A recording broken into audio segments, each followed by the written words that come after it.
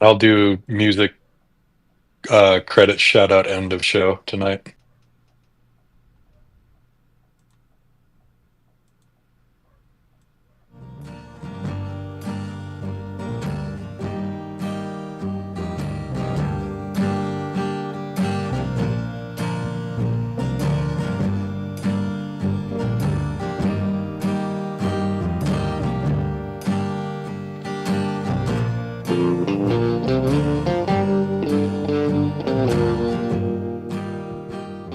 What's up, Gabe? Oh, hey there, Ian. And hey there, faithful listeners and or viewers. Welcome to the very last episode of Blank as a Fart. Uh, Really kind of an epilogue of sorts. My name is Gabe. This is my friend Ian. We've spent the last year and a half working our way through the entire run of Twin Peaks, films and deleted material included. And it's been quite a ride, but I think we're both glad that it's over at this point. Um, Fun but exhausting is how I Yes. would phrase it. Yes. But yeah, we've finished the series at this point. We did the last episode on our previous show. But, Twin Peaks being Twin Peaks, there's lots of supplemental material to discuss, several books, and lots more behind the scenes footage that I parsed through as part of my glorious limited edition box set, Ooh, like only a true fan would have. of course. So, yeah, I did the math, and I think all told, there was about 14 hours of behind the scenes footage Ooh. from both OG and new series, and I watched every minute of it. One of the ones that kind of caught up on me by surprise was disc 8 of the box set, or of the second chunk of the box set. In its entirety is special features. And let me refer to my notes here. It's called Impressions, a journey through, or a journey behind the scenes of Twin Peaks. And it is a collection of 10 short films, all produced by the same filmmaker who goes only by Jason S.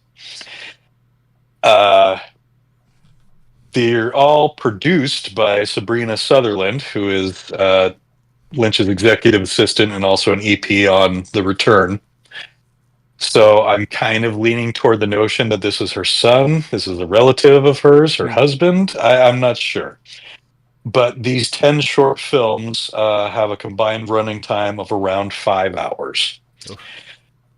And they all start and progress pretty much the same way. They all have the same framing, which is long drone shots of the location, just behind the scenes footage of whatever they're shooting at the time, mostly exterior shots, but occasionally set stuff sprinkled in.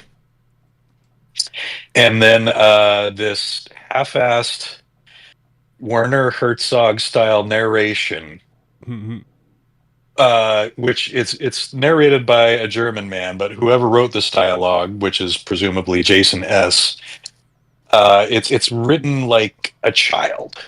It's like a precocious 10-year-old narrating his way behind the scenes of Twin Peaks.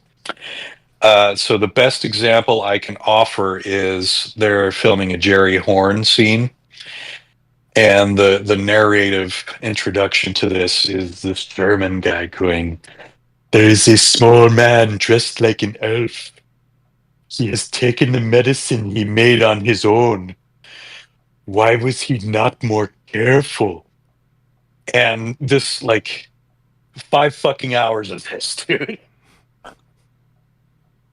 Good for you, buddy. It's Good for you. Oh my God. Like, you think that The Return is precocious and self-indulgent? Fucking shit. Like, this was difficult. He gave them the key to the kingdom. He What can I did, say? and it was, oh my God. It was bad. And it was made worse by the music, which was all atonal clarinets with no melody or rhythm, just like honking, whining, irritating background noises that are made to sound vaguely like birds or fucking something. And apparently, the composer is also the German narrator. Oh yeah. Maybe Josef Maria Schreiber or something or other. And so the credits for each of these short films are taken up with like a list of songs, many of which are maybe 15 seconds long and are just like a Yeah. and that's it. Nice. That's all you fucking get, and it gets a credit for being a song written by, performed by, produced by Josef Maria Schreiber, Josef Maria Schreiber, Josef Maria Schreiber, That's on and cool. on and on. Real Like art. this, right? Yeah, like this stuff probably would have been a good 45 minutes shorter had you just left off the music credits here, just all music written and composed. So it leads me to believe that like the guy did the music himself under a pseudonym, Okay. Yeah. did the edit, and because like this German accent is not believable entirely. Okay. Like I don't know. You'd have to watch it or listen to it yourself. And what are the shorts about? Like, what do they actually portray? It's just behind the scenes. But like the narration alternates between like actual stuff that's happening behind the scenes and stuff that's happening in the story. Oh, Like, okay, so Lynch, in all of these shorts, Lynch is referred to only as the man with the elevated gray hair, okay. which is the title of the first short film. Interesting. So I'll run through the titles for you. Mm. We have the man with the elevated gray hair, Tell It Martin, Boiling Pot of Oil, Two Blue Balls, Number of Completion, Bad Binoculars, See You on the Other Side, Dear Friend, Do Not Pick Up Hitchhikers, A Bloody Finger in Your Mouth, The Polish Accountant. So, now, admittedly, there is some stuff that was worth wading through the garbage for. Mm. You get a bit where Al Strobel tells the story of how he lost his arm. You get a bit between takes of David Patrick Kelly playing an old Irish folk tune on the mandolin for the amusement of the crew. So you get cool stuff like that. And admittedly, the exterior drone shots are really good. Really cool scenery. I like those a lot. But the pretentious framework that surrounds all of this material is insufferable. Well, Just, I mean, like, this is my turn to like sure. turn loose with vitriol. It was bad. It was really, really bad. It was like alternating between like, is it a child seeing this? Is it an alien? Is it a foreigner? And does it hurt your It's feelings just like though that Lynch probably loved it? Sabrina loved it. I bet I mean, Lynch probably loved it. When did this box set come he out? probably indulged it. Ooh, 2016, 2017? 2017, I want to say. He had to have okayed all this. Yeah, it was under the Rancho Rosa banner. So it was an official production, like copyright Twin Peaks, whatever. I mean, So, you know, maybe he owed Sabrina a favor, or maybe, like me, he just, indulged the kid. I have, yeah, about 2 pages of notes on this stuff. Somebody offers plaster of Paris to David, and he's very disappointed in this. Plaster of Paris? Bullshit! Hmm. Like, there are occasional frames of David being upset. One of these films does include the infamous scene that we've referred to in the past of him flipping out when someone questions the length of the scene. And for the record, the scene in question is the one where Candy smacks Rodney upside the head with the remote control while chasing down a fly. Oh my god. That's the scene they were filming where one of the ADs asked, well, is this running a little long? And he flips out. But that AD was not wrong. You know, your mileage may vary. It's also fascinating to see the production meetings, which I don't think we saw any of in the behind the curtain stuff. This is like straight up at the table with the producers. Like, this is the budget we have. This is how many days we have this actor for. Mm-hmm. Like real meat and potatoes kind of stuff. And yeah, Lynch complaining about not getting enough time on certain sets, specifically the theater.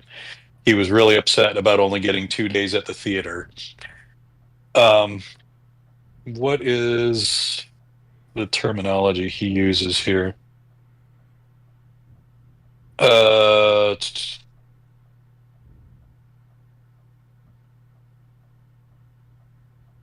where did I write this one down?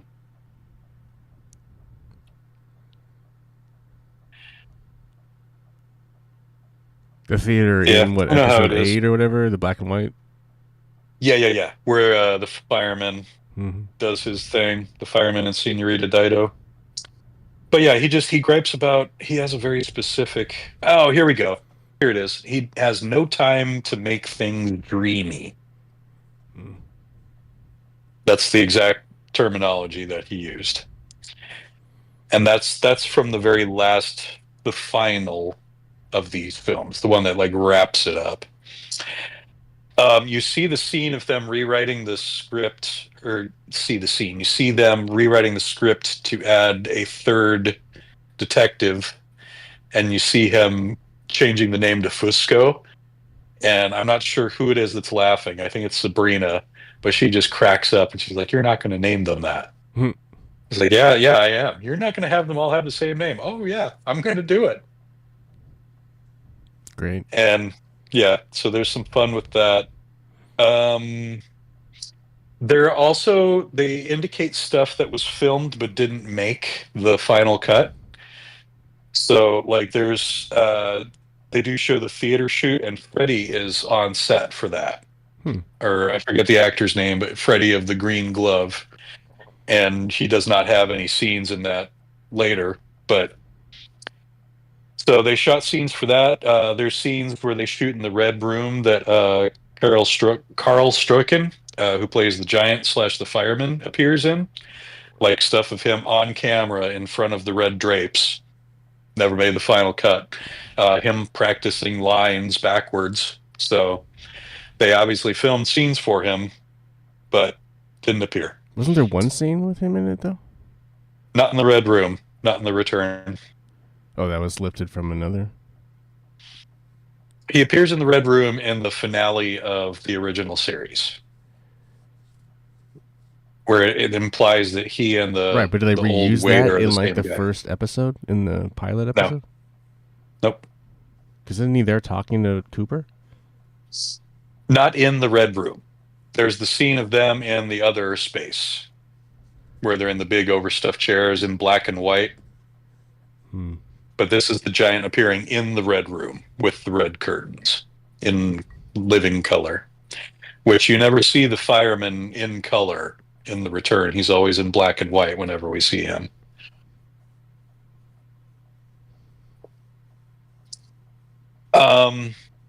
There is a scene of him giving Grace Zabriskie her direction as she's filming her freak out where she stabs Laura's picture with the bottle. And the two of them are just hunkered down in a very dark corner of the set. And they're just like, he's very quiet and very intense to her. And like it's one of those fascinating processes that you get a look in, but like you can see them like getting into that headspace together and like working together on like what needs to happen.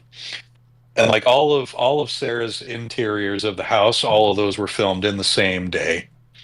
like just all bang, bang, bang. Sure. That's a lot. Yeah, a lot of the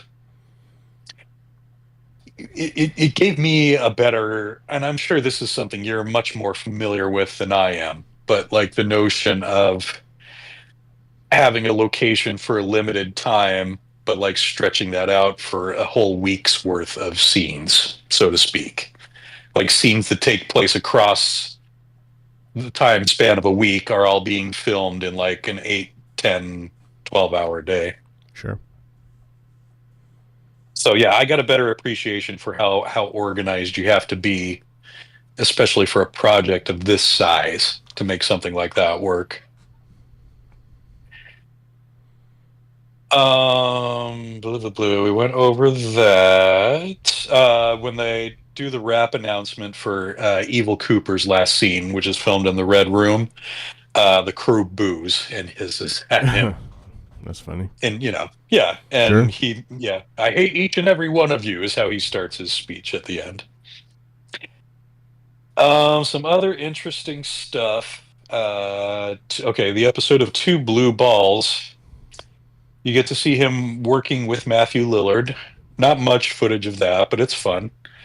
Matthew's clearly enjoying himself, and they're having a good time. There's some work he does in New York with Sam and Tracy. What's the actress's name? She was in Californication. Madeline Zima. That's it.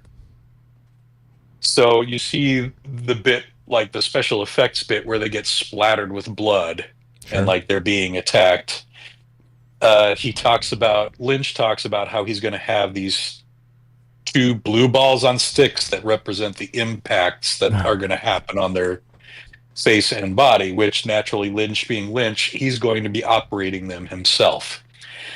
So you never actually see him doing this, like battering them with these, digital erasure tools or whatever. But you see them talking about it, and you see everybody having a good laugh over, discussion about blue balls. And Of course. naturally, he makes the joke about how painful it is. Mm-hmm. Uh, Also, more footage of how hands-on Lynch is when he himself carves the spout for the big electric bell or whatever that is Philip Jeffries. Okay. Like you just see him working on it with a big razor and carving it the way he wants it in the right shape. Again, like all the makeup, one of those things that he's really weirdly hands-on about, but he's got the vision in his head. Truman's office, we see some recycled footage here. Something of note in here is when he's discussing the scene in the production meeting and like the special effects he's going to need. He discusses that the big black orb that is Bob is going to grow arms that he hits Freddy with. So something that we never see in something planned that we never see in final footage. Yeah, interesting. Yep. Also, this is a scene that Belushi is in, and his direction that he's receiving from Lynch is, okay, so yeah, you just basically have no fucking clue what's going on in here. And Belushi's like, okay, so I'm just playing it for real right now then, because that's basically how this set is. Right. Another thing that everybody gets a good laugh out of. Bad binoculars, I'm sure you know what scene they're filming for that one. Yeah. The only thing... Oh, a couple of interesting things in here is we get a look inside the camera truck that goes from set to set with the exteriors. Not much, we don't get much time in it, but enough to see the two giant bottles of liquor that are by the main desk. Of course. One vodka, one Crown. We also see the rap announcement that they had for Lucy Hawk and Bobby, all of which was on one of the sets that they filmed. So you see the sound stage, and you see at least 3 sets that they had up on the same sound stage at the same time, which were Truman's office, the Red Room, and the room above the convenience store, where like the woodsmen are, where Right. both of the Coopers go to make their way through to Jeffries. So like I think they were filming all those scenes simultaneously, or at least like within the same week of each other. There's also, and I think, I'm not sure if this was at the same time, but the interior of the radio station was also built on this sound stage. There's one point where you see someone come to Lynch while he's working in the Red Room and ask him, "Hey, do you want to come check out the radio station? Do you have a minute?" And he's like, "Oh, yeah, yeah, yeah." And he gets up from the Red Room, walks across the soundstage, and goes into the under construction uh, radio station, which is just like, bare wood Right. shaped interior at this point. And he's like, "Yeah, no, that wall needs to be closer. This desk is exactly where it needs to be. That's beautiful." Beautiful is one of his favorite words when he's happy. Let's see. You see him talking on the phone. Oh, that's nope. So yeah, that's the fifth one. We do get to see the sheriff's station set as it currently is, which is an office for dirtfish, which is like some kind of farm supply outfit, I'm guessing, by the way the interior is supplied. Interesting. So yeah, you get to see it like after they're done replenishing it back to the state it was in before they came in for filming, and Lynch thanking the owners, the current owners of the building, for allowing them to work there and all that stuff. There's some discussion about Miguel Ferrer's scheduling difficulties because he has a TV show he's working on at the time. They don't mention it, but if you look on his IMDb, that would be Crossing Jordan. Old Crossing Jordan. Yep. This is the one that's See You on the Other Side, Dear Friend. I think they may have they allude in that production meeting to some other difficulties they have scheduling Miguel, which they don't mention by name, but I think this was probably he was undergoing treatment for his cancer simultaneously while working. Sure. So I think that is what they're alluding to here. Makes sense. They shoot some in Philadelphia. This is where they did all the FBI hotel stuff that was purportedly Buckhorn, but no. The rap announcement for Albert and Gordon. Yeah, this episode is a lot of Miguel and David working together and the obvious fun they're having being back together. We see Las Vegas, the Lucky Seven office, South Dakota, and Ruth's apartment. Ruth's head, when you first find it in the bed before they peel back the blanket, is a real live model. And then it's a composite shot where they shoot the decapitated body, which is fake. So, yeah. And again, Lynch does the makeup himself. Some more footage of the car flip stunt that we see. Nothing that we didn't glean any more from this than the previous behind the scenes footage. We see just one end of Lynch on the phone with Tim Roth, just basically explaining his whole character to him. When he does get on set, they're talking, and Tim asks him if he's ever worked with Jennifer Jason Leigh before. And Lynch admits that he hasn't. This is their first time working together, but he did have her read for Blue Velvet back in the day. That was a little tidbit that I was not aware of. So, God, I don't know. She would have been in her early 20s at that point, I would think. Yeah. So, yeah, that was a fun little nugget of trivia that we didn't get to see earlier on. Fun little scene of Lynch just by himself doing digital photography at random power lines on the street. I don't know where they were at this point. I'm thinking LA based on the footage that was previously ahead of it. And I'm not sure if any of that footage made it into the final cut or not, but one last tidbit from this one is Dougie in the hospital is the first scene that Bushnell Mullins filmed. Oh. So Lynch is just having to explain to him, oh yeah, Dougie, like he's family to you because he's helped you out a lot. And he's like, he basically summarizes everything that Dougie did for him in like 2 minutes prior to this scene, which is his first day on set. So Cool. again, like, yeah, actors making it look real out of sequence like that messes with your perception of time.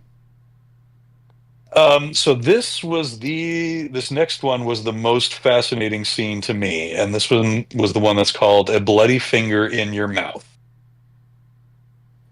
This is the one where they show the first scene that was filmed in the Red Room. This is Diane making Diane's tulpa, returning to the Red Room and shrinking and doing all this. This is the first scene that they film in the Red Room. This is Laura Dern's last day of filming. And the last thing that Lynch has her do is, and he explains to her previous to this that he's going to do this, like before they ever start filming, he's like, this is what's going to happen. But when they get down to it, like they do footage of her shrinking, like trying to shrink into the ball. And then he tells her, okay, hold it. And then he keeps the cameras rolling. And he runs around to her and then starts smearing bread dough all over her face. And like punches a hole in it and then like starts doing fake blood all over it with his finger. And then like he gets toward the end and he's like, okay, I'm going to poke it in your mouth. I'm going to poke it in your mouth now. Like fervently. Like he is like an artist at work here. Like he's in the fever doing this. It's weird to see for such this tiny little detail that is probably like no more than a still shot in the final cut of this 18-hour film. Probably didn't work out the way it was supposed to. I mean, it's like the end result is like it's going for something like, you know, pink in Sure. The Wall or whatever. Just the doughy kind of, but like the creative fever that seizes him as he's working on this part of it, and Laura Dern just staying stock still for like God knows how long he spent just like smearing this dough on her face before returning to the camera and then just be like, okay, now roll for however much longer they were going to need this footage for. Yeah. And then, yeah, like right after this, they do her big rap announcement. And then like part of her speech is like, the last 10 minutes have shown you just how far I'll go for David. It's like, Funny. but it was bizarre to watch, but amusing at the same time. Some footage of him working with Tom Sizemore, and he watches really intently when Anthony Sinclair finally like loses his shit and apologizes to Dougie and like breaks down bawling and everything. Like Lynch is like hunched over and breathing rapidly, just like again, just very, very so focused and so like intent on making this little moment so perfect. And then we see Naomi Watts' last day of filming, or before that, we see the how long, who cares, who gives a fuck how long a scene is rant. But then we see Naomi Watts' last day of filming, which is the interior of the insurance office where she and the detectives have their conversation. And that's all for that. And then in the Polish Accountant, we see some of the footage where the woodsmen surround the car late at night. We see the Got a Light guy working. Did the whole 5-hour behind the scenes that version have a name for it just itself? That's the Impressions name. That like covers the umbrella of all 10 short films. Gotcha. Here's an amusing thing. We get to see Lynch working with toddlers. So there's just like that one brief scene in Las Vegas where the field office gets the wrong Dougie Jones. Mm-hmm. The one with like 6 kids, some of whom are just, 2 years old and screaming the whole time. Right.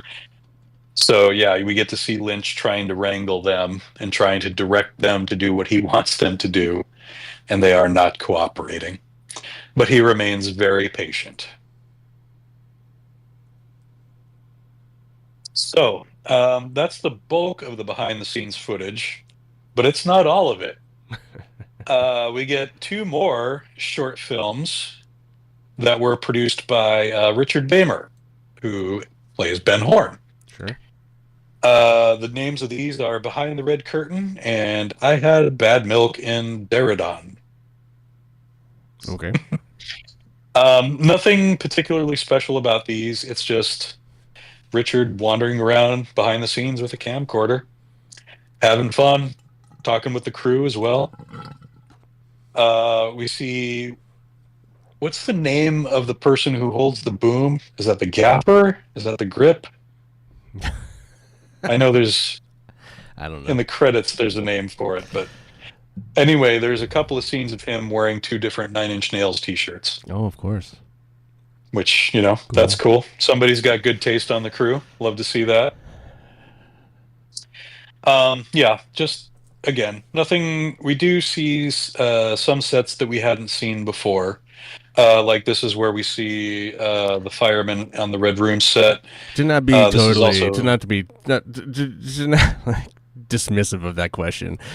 Key grip pertains to lighting, and gaffer pertains to something else.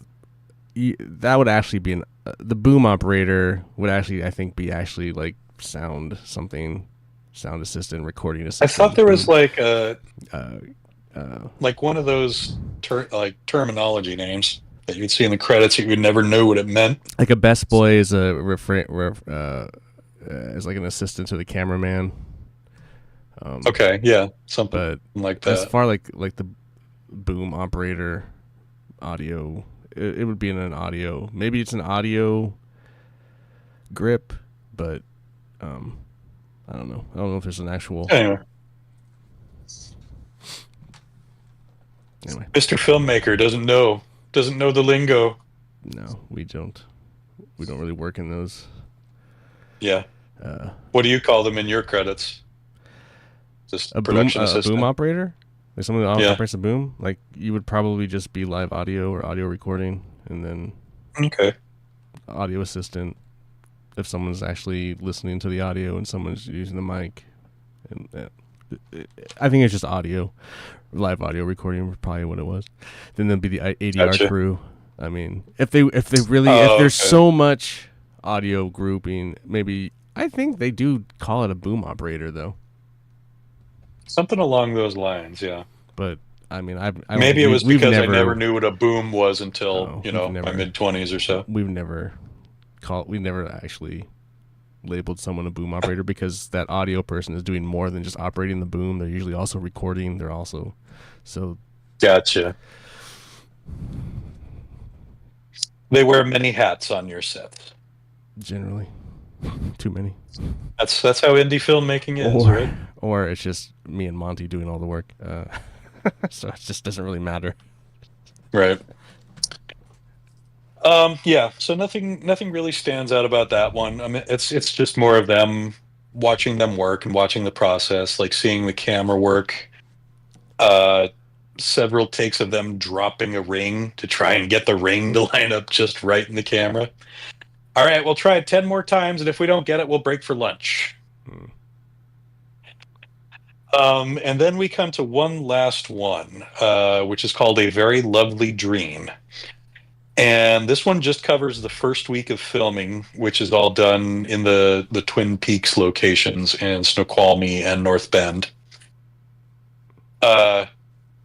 This one was actually pretty interesting to me. It had a different framing. Like all of the interviews were voiceovers only. You never had like talking head shots in this one. The transitions were way better. The music was similar. But it felt like it was trying to be unique, trying to have its own voice, as opposed to just like regurgitating backstage footage with shitty framing. This one had like some editing done to it. But yeah, a lot of them just talk about how like a lot of these crew members as well, it was their first time seeing each other since the previous series. So it wasn't just cast members seeing each other again after 25 years. It was, cinematographers and editors and production designers. So that factor I thought was pretty interesting as well. So yeah, that all went down in September of 2025 was when they went back. Some of the legacy cast members were on set for the first time during the day where they filmed the scene between Richard and Sylvia, his grandmother, where he assaults her and robs her. And so basically, Andy and Hawk and Frank are all just, well, we should say Harry and Michael and Robert are all just hanging out in the kitchen, chilling out while they're doing this scene in like the living room, dining room area. Sure. And so like there's an interview with Harry Goa's or voiceover where he's talking about like I'd never seen Eamon Farron work before. And like so we were just, offset like listening to this really intense scene and just like exchanging looks, and eventually I just tried to creep my way as close as I could to see if I could actually see him working because I was so fascinated. So he was really complimentary of how like genuinely terrifying Eamon Farron was in that scene, which I'll second that. A lot of the more visceral scenes were definitely Richard Horn. I mean, he got to the point where he was almost, like melodramatic, like mustache twiddling villain. Mm-hmm. But he was believable as just like a genuine piece of shit human being. Like there are people like him in the world, and he very believably came across as one of those. Yeah. So let's take a break from me rambling about backstage footage here for a second. And then let's just let that lead into what were some of your favorite acting performances overall across the series and film as a whole. I mean, let's try and overlook the obvious ones like Cheryl Lee and Kyle MacLachlan. I mean, like, I think they're pretty universally recognized as being brilliant across the board for what they did here. But like some of the Ian politely chugs a beer instead of disagreeing with me. But okay, maybe not universally recognized as brilliant, but universally recognized as the best parts of the acting. Well, of we've this talked show. about it already, but Miguel Ferrer obviously was a character that I enjoyed quite a bit, and I think he, very committed to the role, and I think he got kind of short-shifted in return, but, I mean, I think there was probably reason for that. I think they may have planned for more Albert stuff before his availability became an issue. I mean, that's fine. I mean, I don't want to get into this. I'm just, I think that even what they did with him was just like, he's basically just sitting there kind of, I don't know. He was kind of just like, a lot of exposition and a lot of just nostalgia. I won't disagree with you there. He could have done more. I think Naomi Watts and I think Laura Dern do great. Who else do I? Are we talking about the whole series? Yeah, just the whole. Give me like your top three. Ted men and Raimi women. was pretty awesome. Your MVPs for Ted Raimi. Rest in peace, brother. No, where's the beer, dude? Leo, obviously my favorite. Some of the worst. We're gonna have a discussion about Leo What's little later. Name? Eric DeRay. Eric DeRay. Yeah. I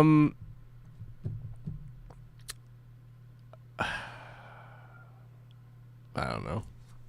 Yeah, that's okay. So you give me like your top 3 MVPs, men and women from the series as a whole. Men and women. Yeah. Top 3 men, top 3 women. I don't know, man. I should have I mean, you've given me two of your women already. So Laura and Naomi. Yeah, but that's not fair because those are recency biased. Fair enough. I gotta But I wouldn't disagree with your assessment, even taking the series as a whole.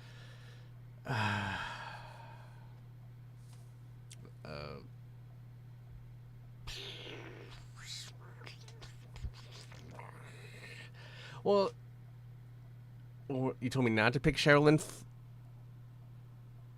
I mean, if that's who you want to pick, or Cheryl, well, Sherilyn Fenn, or Cheryl Lee, I should Sherilyn. say. Sherilyn Fenn, Audrey. Yeah. There you go. But I don't think she's good in this. I do like her a lot in the original. Yeah, I don't like. I think now you're judging it on the character instead of the performance. But even the performance, right? I don't think is very good. It's just kind of manic, and because it doesn't go anywhere, it's just kind of scene chewing and just I don't know. I don't really care for it. It's not fun. It's not the fun. It's a totally different character. Really, it's not. Yeah, it's not technically Audrey. It's this weird other. It is Audrey, but we don't. So anyway. It's a fragment of Audrey. Sure, so it's not very interesting. A paranoid and delusional fragment of Audrey. So Sherilyn Flynn would totally be there. Who else is? Okay, so I think we got the women covered. Who else? Yeah, and then I like Hawk, which is the Michael Horse. Mm-hmm. Again, so that's Michael, two Michaels, or Miguel and a Michael. Isn't it Miguel, Michael, and... I believe it's the equivalent, yeah. Like Jorge is George. Yeah. The Latin. Who else would I pick there? Oh, I really like, in The Return... you're gonna pick Chad? No, I'm not gonna pick Chad. Well, but as a performance, like you've made some Dana fair Ashbrook. I think Ashbrook really is better in this. I mean, he sucks in the original series, but he's pretty awesome in The Return. He's also young. So seeing him but I don't ever feel like he really evolved as some of those other younger actors kind of evolved a bit. He just is very, but in this I just feel like he's actually learned. His writing in season 2 definitely did not help. But anyway, I think and then James Marshall. Come on, you got to put it down. You got to give it up for James. What did we do wrong? I don't understand what we did wrong. Anyway, wrong performance. But it's about the same. It's about the same. Yeah. James has always been cool. Before we wrap on the behind the scenes footage entirely, there were just a couple of other things to go over. Well, what are your 3 favorites? I don't know. My 3 favorites? So yeah, I mean, obviously Kyle MacLachlan is number 1 for me. Yeah,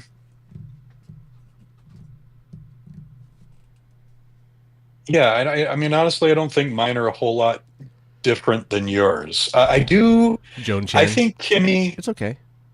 No, not Joan Chen. I mean, I like Piper Laurie a lot. About 3 worst. No, anyway.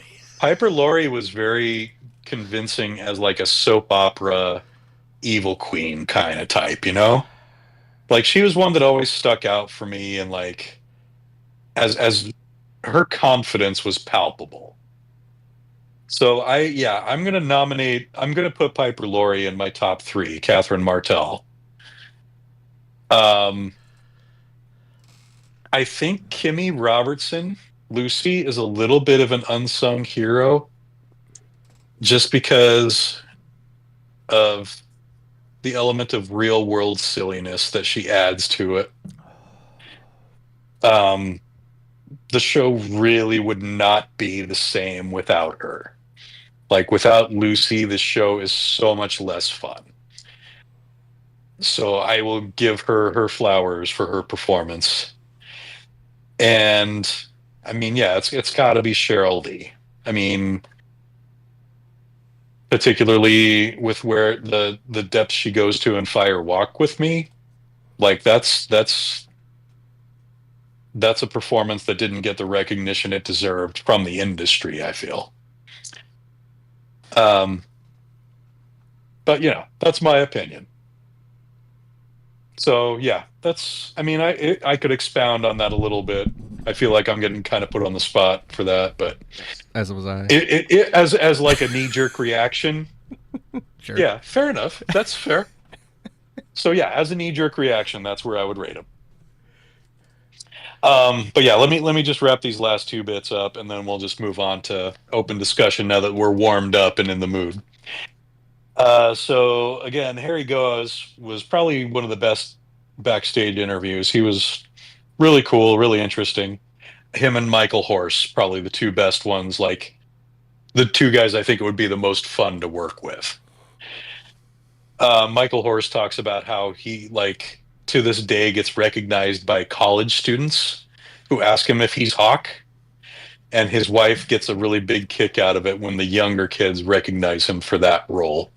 Just, impresses how deep that legacy goes. So that amuses him and his family, which is great. And then also there is footage of Michael Cera on set and working. And Kimmy Robertson. Jesus. Yeah, Wally Brando. How could you forget Wally Brando? No, my family, my friends. So apparently his monologue was done in only 2 takes. And he's a professional. Kimmy was discussing it with him before the scene, and he expected to be doing at least 10 or 12 based on his previous Hollywood experience. So he was really excited when Lynch, they did the first take, and Lynch was really excited, came up to him, brilliant, great job, comes up to them as they're resetting and tells Michael, you think you got one more in you? And he's just like, yeah, I'd be happy to do one more. But he's, again, you don't, most of the backstage footage you get in this particular mini movie is without sound. It's with the voiceover over it, so you don't really hear the actors chatting with each other, but you see him hugging Harry and Kimmy during his rap announcement, and it does look like he had a lot of fun, and just it seemed like it wasn't what he expected at all. Sure. So yeah, that was the last little bit of fun I got out of all those behind the scenes footage. I mean, some of it was good, but Jesus Christ, it was a lot to get through. It's really kind of soured me on behind the scenes footage for a while, which admittedly I've watched minimal of. I think prior to this, the last one I watched any filming of stuff was for the Batman, where I watched some of how the car chase scenes were done. Yeah, I don't watch any of that stuff anymore. Yeah, I'm sure that is.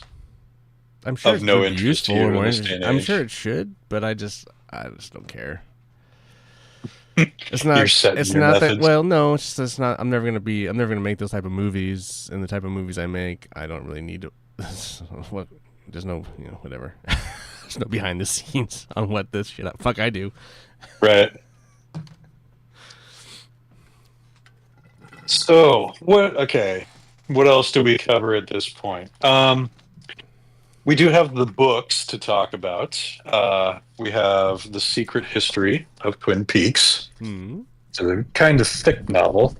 Mostly goes over stuff that happened prior to the events of the TV series. Then we have The Final Dossier, slightly thinner. But if you put them side by side, you'll notice that the spines form a continuous landscape. As if it was planned. Magic. And yeah, Final Dossier kind of connects some of the tissue between the OG series and the return, and also fills in some of the blank that didn't get filled in during the series itself. Both of these novels were written by Mark Frost, and I discovered via interviews that Mark Frost was only on set for the first month or so of filming The Return, and the rest of the time he spent writing this book because he had a deadline. So Secret History mostly tells the story of uh, Doug Milford. And Doug Milford is the one who died from sex in the original series. You have the Milford brothers, who were Doug and Dwayne. Dwayne is the one who became the mayor.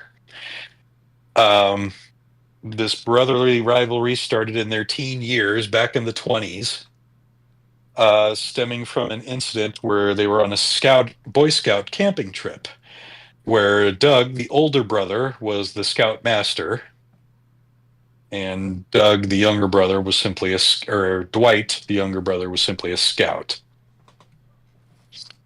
During a thunderstorm, they get lost near Owl Cave. Purportedly, both of them in separate areas of the forest have sightings of a giant, the giant. Who knows? No, this isn't where the book starts. It also goes back deeper into history and ties in some real life historical mysteries. So I don't know how much early American history you're familiar with, but apparently the death of Meriwether Lewis of the Lewis and Clark expedition is rather mysterious and highly debated among scholars. Oh, interesting. No, I did not. Yeah, so it's an interesting enough story to look up on your Was own. it the It's like dog if semen? no, but like there's unreliable witnesses. There's suicide theories that don't match the evidence. It's basically like a 300-year-old true crime story.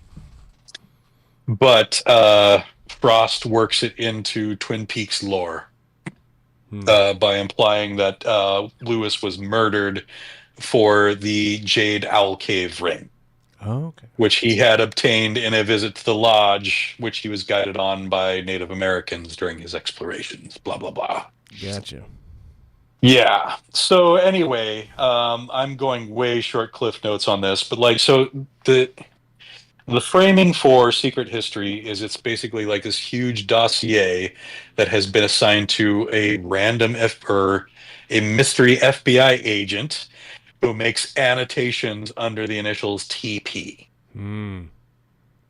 Right. So, I mean, by the end of the novel, it's all obvious. But so it's Tammy Preston going through this dossier that was compiled by the archivist, who by the end of the dossier is revealed to be Major Briggs. So, yeah, this is Major Briggs compiling history of the paranormal goings on of the region all the way back to, the late 1700s and through modern day. A lot of that history revolved around Doug Milford, who the archive later reveals is Major Briggs's commanding officer. Through his early paranormal experiences, Doug somehow works his way into the Air Force and into Project Blue Book, which through this is described as like the precursor to the Blue Rose Task Force. Okay. Like it's all a run-through storyline that's all connected. Like they start off looking for aliens, they start off looking for extraterrestrial beings, but then they start like, what about extra-dimensional beings, which would be the beings of the lodge, and that's how they tie all this together. A big chunk of this is like trying to relate UFO sightings to the lodge, which was some of the stuff I didn't find so interesting. I'm like, at no point do they ever mention UFOs in Twin Peaks. Sure. So spending 150 pages of this book tying like Roswell and UFO sightings and Project Blue Book and all that shit into this, that feels like a stretch. It includes like an implied scene where Nixon takes Doug Milford and Jackie Gleason to Area 51 and shows them an alien. It's some wild shit. That's fun. So yeah, Secret History, it's okay. The very early stuff with the Meriwether Lewis bit, I found that super fascinating. The rest of it, not so much. There is some stuff that like touches on the like early history of the townspeople. There's a little segment purportedly written by Hawk called "The Ballad of Hank," or no, "The Ballad of uh, Ed and Norma," which much of which directly contradicts the story that Ed tells about how he and Norma got together. Like all the stuff you get in Out of Secret History implies that they had only been married for a few years prior to the events of the series. Whereas in the series, they imply that, like, oh, as soon as Norma rejected Ed out of high school, he went right to Nadine. So yeah, there are some conflicts of canon within Secret History. But one of the things, the big reveals, is Hank's big falling out with the Bookhouse Boys. Oh. Because remember, Hank and Sheriff Truman used to be buds back in the day. Right. What caused them to fall out, you ask? What's your theory? Let's hear your theory as to why what turned Hank bad. It's got to be a woman, right? A woman or money? Was it money? Well, the Bookhouse Boys are on the side of good, though, so money can't be. It can't be money. So here's the story that Mark Frost offers.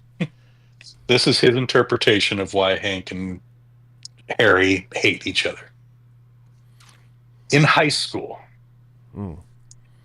the football team made it to the state championship. This football team featured Harry and Frank and Hawk and Ed and Hank. There's a movie. Pretty much all the townspeople of, that generation that you know. Friday Night Lights. And so Harry is your quarterback. Frank is offensive line. Hawk is offensive line. But Hank is your star tight end. And so it's the state championship. It's, fourth down. The game's on the line. Harry throws a pass to Hank, and he drops it inches away from the end zone. Would have won them the game. Must have thrown the game. Hank threw the game at the behest of the Renault brothers for a profit. And this was what caused Harry and Hank to fall out. Insurmountable. This was the only time that the Twin Peaks High School football team had ever made it as far as state championship. And Hank blew it for everybody for a few $100. It's pretty cool. Secret History of Twin Peaks also reveals the fate of Hank, which was shanked in prison. About 5 years after he got locked up. It has his farewell note written on his deathbed, attended to by nobody but the prison nurse. Pretty typical, pathetic, sorry I was wrong kind of shit. So, no great loss. But, Secret History, hardcore fans only. Like, seriously, you're not going to get much out of that. Unless you're into, like, the notion of, like, distant family tree archaeology stuff. So, yeah, Final Dossier, on the other hand, like, gives us some stuff that doesn't get answered in the return.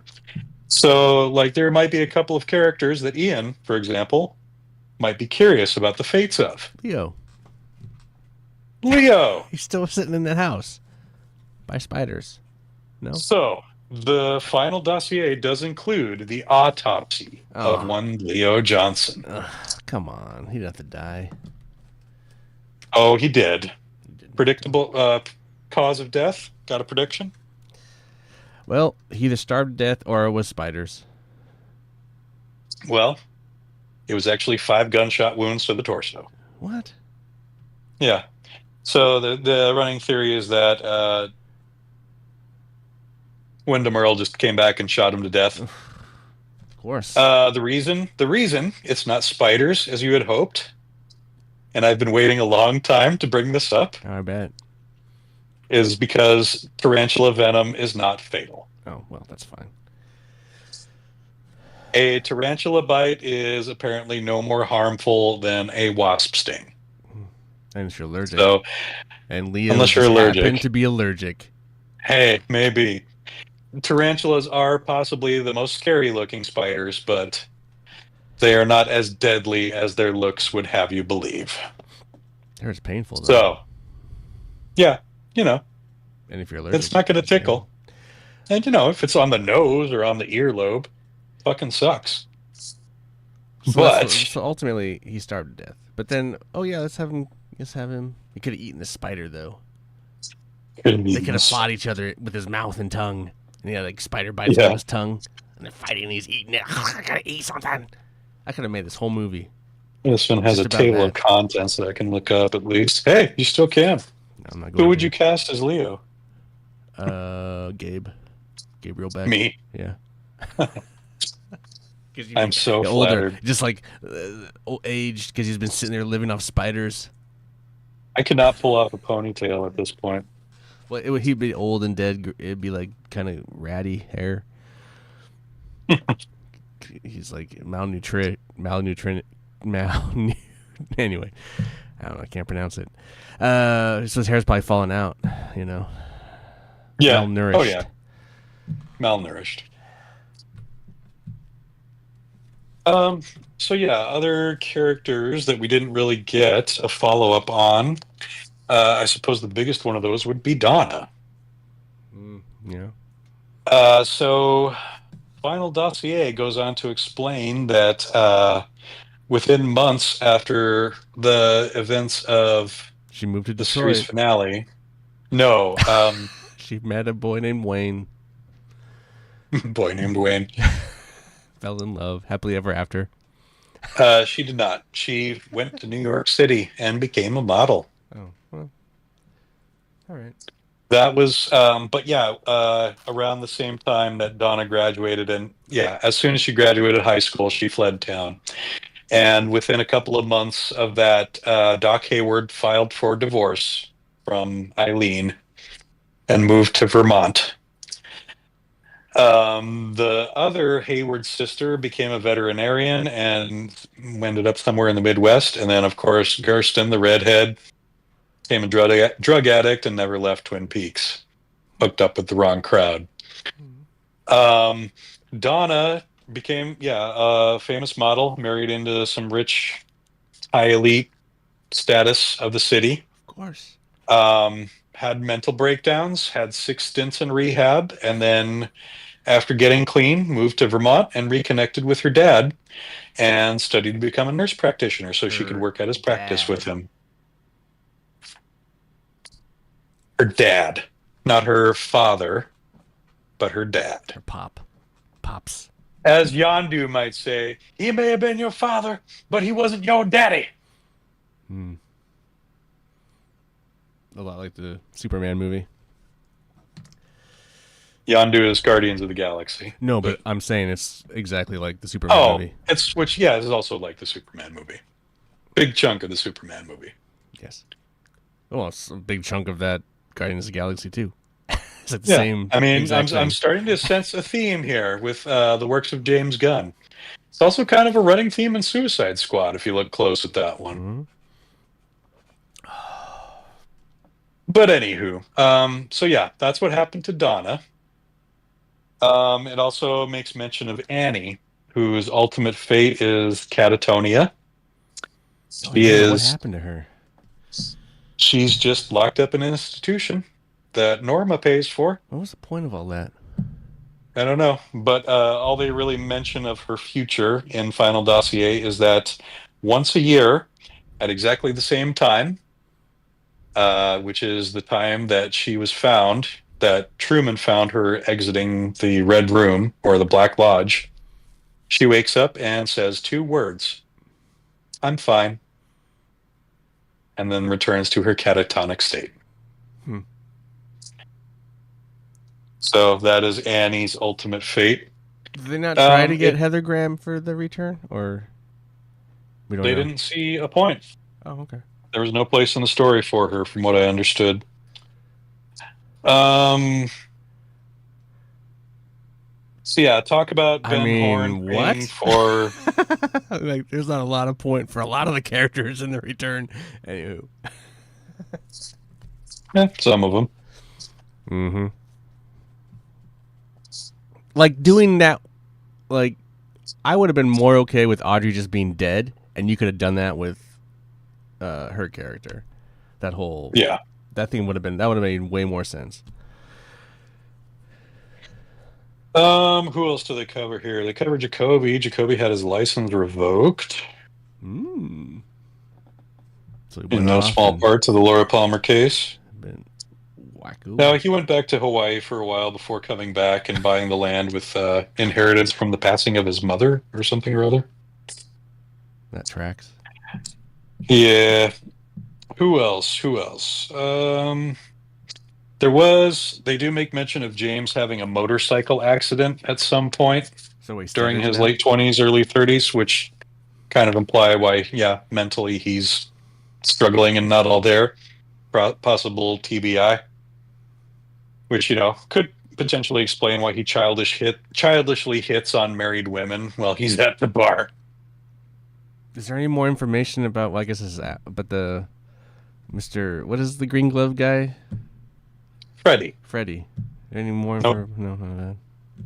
Nope. No further explanation of him.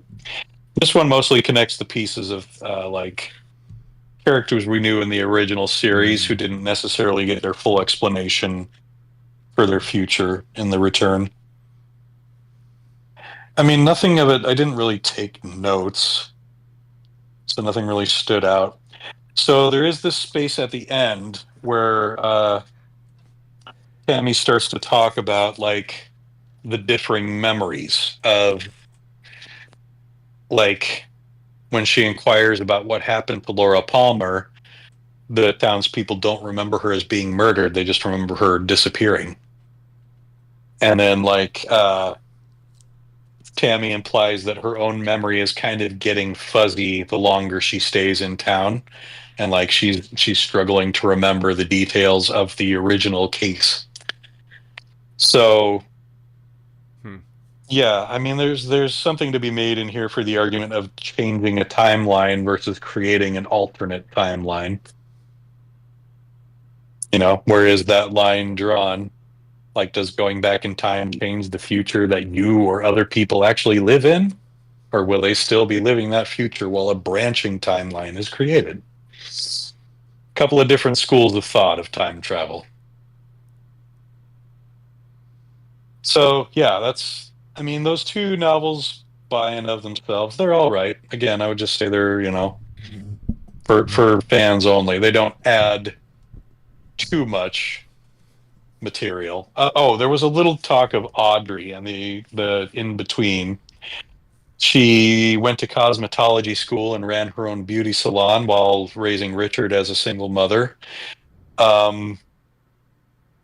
The final dossier implies that the salon was abruptly closed 2 or 3 years prior to the events of the return, and Audrey has not been seen in public since. There was mention of a marriage, one of a marriage of convenience, so maybe Charlie was real at some point, but the Charlie we were seeing was just a figment of her imagination. Who knows? Cool. What awesome. Yeah, you sound real interested in all of that. Well, here's our time for me to make my second drink of this show. So now it's your turn to fill empty air instead of just letting me talk. I'll do an intermission music. Let's go out to the lobby. Let's go out to the lobby. Let's go out to the lobby. About this series and make yourself that stuck out to you that you'd never seen done before, but in a good way. Something that stuck, you took a moment and wow, I've never seen that before, but it was something you liked. Wow, that's a very tall order. It's a lot of material to cover, but I'm sure No, out of all of I those just never endless saw this hours. show, so everything they was doing, I had already seen before. It had groundbreakingly done it. Well, okay, fair, yeah. So a lot of that, I mean, that's a big part of the appeal for people who saw it in the day was how different it was. I had never seen so many donuts in a regular show before, and I really appreciated the constant use of donuts. Yeah. There you go. No, I don't. I really don't And they're a have. I don't metaphor. really feel like there is anything this show does that I I've not seen before. Like it's not. It was groundbreaking, obviously, for reasons, but I just never watched it. So, I can't really say that. Oh, it was ground because I've seen all those other shows that it kind of is the great grandfather of. So you don't feel like there was anything in the return that was different from modern television? No, there's nothing in the return. The return is no. I think anything that None of was the Red Room scenes, or no. That's just all. I've seen so many B movies and bad sci-fi movies. A lot of the stuff, a lot of that stuff. No. I mean, I've seen all kinds of stuff like that before.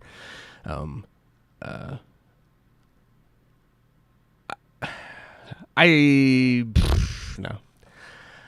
I respect your love of the return. I would adhere that like I can understand why the first season of Twin Peaks is well regarded and where it came from, and I will give respect where respect is due. But the return, I have very little respect for. Like, I just did not like it, and it's very I don't think there's anything. Why? What do you think it's? I'm curious. What you think it's done that is somehow? it's just it felt different. Was definitely different From television. Yeah, I mean that's what I'm saying. It's not different from television, but it's definitely different. There's still no show exactly like it.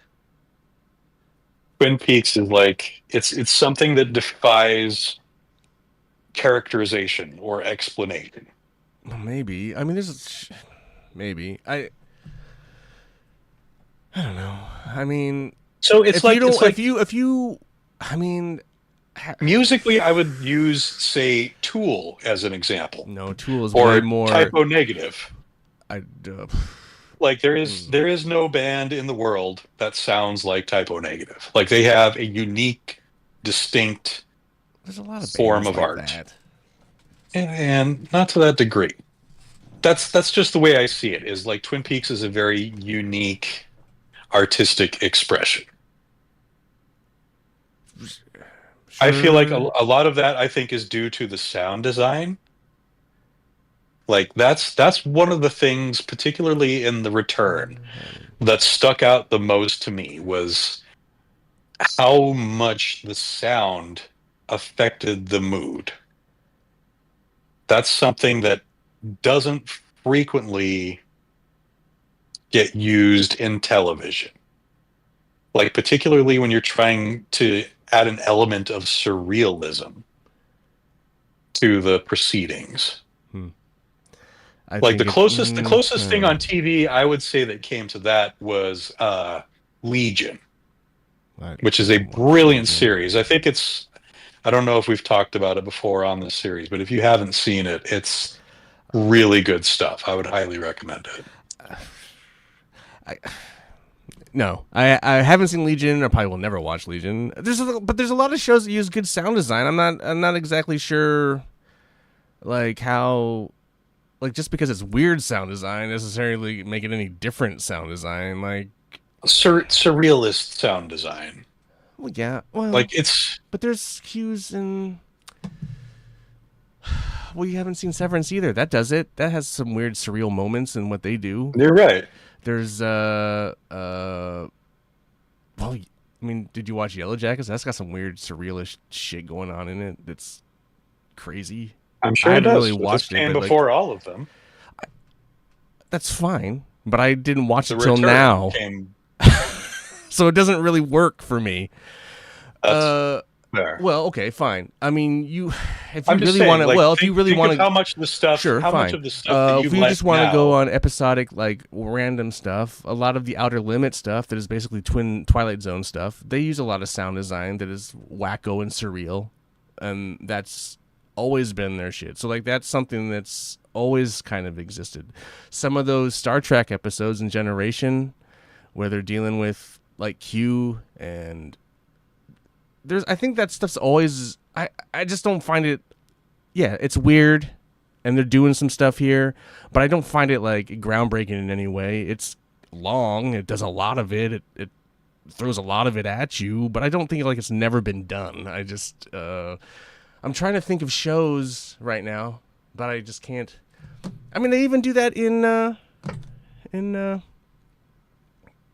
I mean, even to a lesser extent in Sopranos when he's having his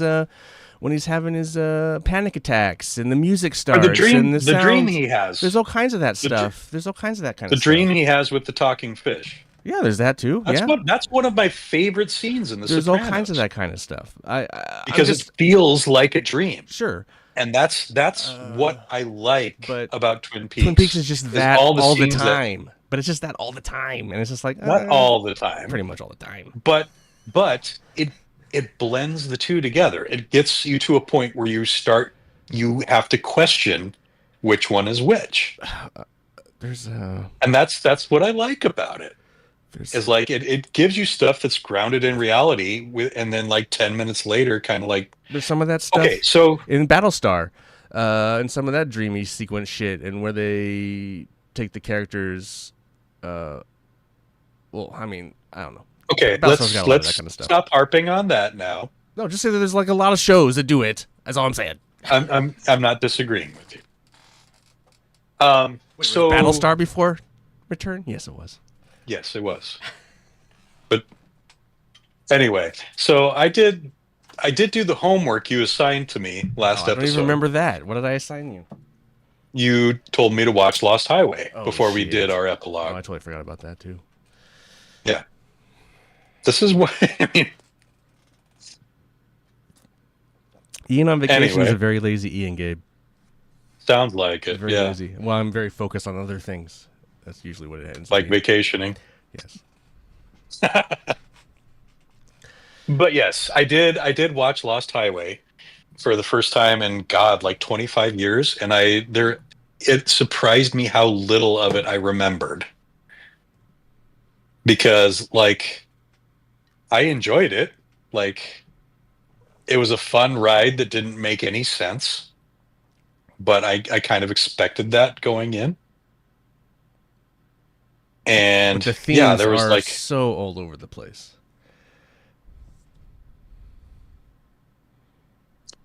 I mean, there's the theme of wanting to be somebody else to run away from your misdeeds, which is kind of like the running theme. And the twins, and the bikers. There's like all his stuff. All that stuff is just in there, layered. Anyway, it's the kind of stuff that happens in a dream. Sure. Like you've never had a dream where like you recognize somebody's face, but like intellectually in the dream you're thinking of them as a different person. Yeah. Yeah. It's got all that like, bad. It's video him content. painting his dream onto film. But he's been working on that dream for so long. Like he does it again. Like Mulholland Drive is the same kind of. Is what I'm saying. Is like he uses that stuff over and over again. Like he's still painting the same. Yeah. A version of that. He's got a lot of the same tools in his toolbox.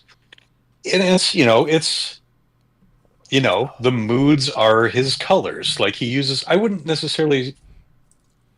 I feel like it's the mood that he's recycling more so than the motif. Like he's trying to make you feel a certain way with this imagery. He's trying to like give you that unease of, is this real or is this not? But it's funny, Twin Peaks, Lost Highway, and Mulholland Drive all have like people that twins-ish, the blonde and the brunette version. Like they're all in different versions dealing with a murder of one of them, or it's very like, but it's just I don't know. It's just funny. There's chunks of their memory missing. Yeah, it's all. But yeah, there's like some of my favorite scenes in Mulholland Drive related very little to whatever like plot thread was going on. It was more about like the sense of the moment. Like the scene where he's just walking down the dark hallway in his own house. Yeah, no, I love that. I don't right. not love that. I do not love that kind of stuff. And I love the stuff where like he gets the videotape and then she comes out and they have this really detached conversation like, what's that? And it's like a videotape. What's on the videotape? Or I haven't watched it. Well, he's just like, I haven't watched it yet. You know, and well, we should watch it. She details the whole robbery plot to what's the kid's name again? I forget. Oh, Balthazar. Anyway, he's in Twin Peaks. Yeah. But the character's name, I forget the character's name. Yeah, I don't remember. I know it's not Fred. Fred is who Bill Pullman plays, the saxophone player. Yeah, I saw the movie in the theater. Had completely forgotten that Richard Pryor was in it. Richard Pryor, yeah, as the wheelchair mechanic-y guy. Yeah, as the kid's boss. Henry Rollins is a prison guard. Henry Rollins is a prison guard. I did remember that Manson and Twiggy were in it. Mm-hmm. I didn't remember that they essentially get killed. There's a lot of scenes that I do want to go through and kind of like want to frame by frame it to see, like, because there's a lot of like the subliminal imagery approach. Like not just in the early part where Fred's watching the videos of their house, but in the end where like he's having the memories of the snuff film or whatever. Mm-hmm. I'd love to see like some of those the freeze frames that he inserts into stuff like that to add to that discord in your brain. That movie was just very effective on me when I first saw it, and for all the things you're saying about mood and building atmosphere and a lot of that kind of stuff, like that movie has stuck with me for a long time. And I would go on to watch other David Lynch movies, not realizing that I had seen Dune as a kid, and that was also one of his movies. But I've always never really liked any of the other ones. I know he's like this.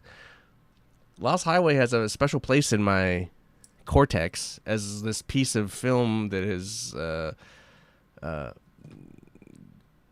I mean, you can see it in dissonance. Like, I do the hallway thing where it's in the dark, and it does the thing where it's like it arrives on these people having sex. It's like it's very thick of that. Like, that sits there. But when I look at that film that I have a great love for, and that is this very cohesive piece of dream entertainment, and then I watch something like The Return, I'm just like, I just like, there's such a disconnect for me that The Return doesn't hold any weight like Lost Highway does for me. And I don't know why that is, but it's just how it is. I find it so fake. I guess. I don't know. There's just a real fake quality to it that I just can't separate myself from, which is weird, but that's just where I'm at. Is that like a production thing, do you think, or like a budgetary thing, or it's probably both of those things? I think it's just, and like kind of he doesn't care, like like he's having fun, so he doesn't care. He's just kind of doing what he wants, and he doesn't really care if it sticks. He's throwing, and I can respect that. Like, he's just throwing paint at the walls, and he's getting what he's getting. He's getting the gang together, but he's not really pushing anyone. I don't feel like. Yeah, I will agree with you in the sense that, like, I don't think The Return created any new David Lynch fans. Like, nobody went into The Return cold. You know what I mean? No, 100%. I get that. So it wasn't ever something that was going to broaden an audience. It's for those fans of the original series. Service. Yeah, 100%. I also don't think I'm a David Lynch. I get what you're saying, in that there's no challenge to that. There's no reason to push your boundaries other than the boundaries of indulgence. No, sometimes I think you can, when you have that luxury, you can just be as weird as you want and not really face any ramifications because you already have a built-in audience. So you're going to be fine.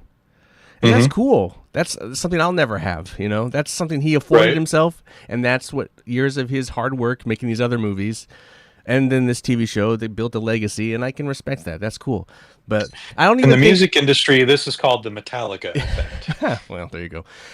But I think one of these things that I've kind of come to terms with David Lynch is that I don't know if I am actually a David Lynch fan more so than I'm just a Lost Highway fan. Like, that film just somehow clicked for me. But you've told me that Mulholland Drive is what you think is like peak Lynch. Is like, well, yeah, that's what everyone thinks. That's what everyone thinks. Well, yes. You said that's what you think. Yeah, in the zeitgeist of what. Yeah, I think of what in the zeitgeist. I think that is peak Lynch. Like, that's what everyone goes to. That's the one that won him the award. That's the one. But I've only seen that film a couple times, and I don't. Wild at Heart won the Palme d'Or. Yeah, that movie's wild too. I've only seen that once, and I never went back to it. I don't know. I've only seen Blue Velvet once. You know, it also never really worked out. I've also never seen Blue Velvet. That's like the great one. I saw one. Eraserhead once when I was very young. Oh. I would like to give Eraserhead another watch. I would also like to watch Elephant Man. Elephant Man. I remember seeing parts of it as a kid, but never like start to finish all the way through as an adult. I feel like that would be an interesting watch. It's just I don't know why. I mean, obviously, I know why Lost Highway came. I mean, obviously, Trent was on the soundtrack, and he produced that soundtrack. It has a very 90s aesthetic to it. Very much it is so. Prime 90s. But there's something about it that also worked on me. And then none of the other stuff really worked on me. So it's just funny. I don't know. That's kind of where I'm at. Is it the setting? No, I don't think so. Because this is the first like Lynch work that I really remember seeing with LA as a setting. Like, she's hot in that movie. Oh my god! Patricia Arquette. Dude. Yes, she's incredible. Hot in that movie. Absolutely incredible. But and like it is a great soundtrack. Stuff I'd seen her in. I don't know. You know what my main Patricia Arquette movie that I remember her from is? Mm-hmm. It's called Flirting with Disaster. Mm. It's a Ben Stiller complicated rom-com thing, and it's kind of wholesome, but like she's just kind of like a new mom, and she's hot in a very different way in that movie. But like this was a way that I'd never seen her before. Mm. Like I had no idea who Patricia Arquette was back then, the first time I saw this movie. But like knowing Patricia Arquette now, going back and watching this again, I'm like, oh my God, this is so unlike her. Like this seems the femme fatale seems very out of her wheelhouse. But goddamn, was she good at it. Yeah, it's an interesting movie, and it's always, and I guess that's always why, and it was the first one. So then seeing Mulholland Drive, then seeing the Twin Peaks stuff, just seeing him reiterate on kind of same ideas but different, like, I don't know what you would call that. It's not really a plot, but it's like doing the same album. It's like re-recording the same album again. Yeah, like Roger Waters redoing The Wall or Dark Side of the Moon. Yeah, exactly. Right. That's 100%. Like with new orchestration. Yeah, okay. I get what you're saying. That is a fair assessment. And so Lost Highway is my dark side, my OG dark side, you know. And then the other ones are like, well, that song's not bad, but it's like it's weirdly different, and I'm detached from it, I guess. I don't know. It's fine. So yeah, I guess then in that regard, like, Twin Peaks would be my dark side, and then The Return would be like the live version of Dark Side with the endless jams and the 12 extra musicians performing all these wild additional parts. Oh, you mean like the Pulse tour or whatever without Waters? Yeah. Just like going on. Just good for what it is. Yeah. Right. Good for what it is. Well, this would be like if the Pulse tour happened with Waters, because the whole band was back together. Okay. Gotcha. But yeah, and then we'll call for me Lost Highway. So then Twin Peaks would be the Pulse tour without Waters because Frost was there. Twin Peaks is No, the Fire Walk with Me. I mean. Oh yeah, no, Fire Walk with Me would be like. It's without Frost. That would be the demo. That would be the Dark Side demo. All right. That would be the one that Roger just recorded by himself in his basement. I see. Yeah. I forget what the question was. Was there a question, or were I don't we just remember. I ranting? thought there was something. No, I think we were just like... Okay. Vamping. Yeah, I don't think there was a specific question. So one other bonus material that I want to touch on before we go. This was just a sit-down interview with Kyle MacLachlan and Cheryl Lee.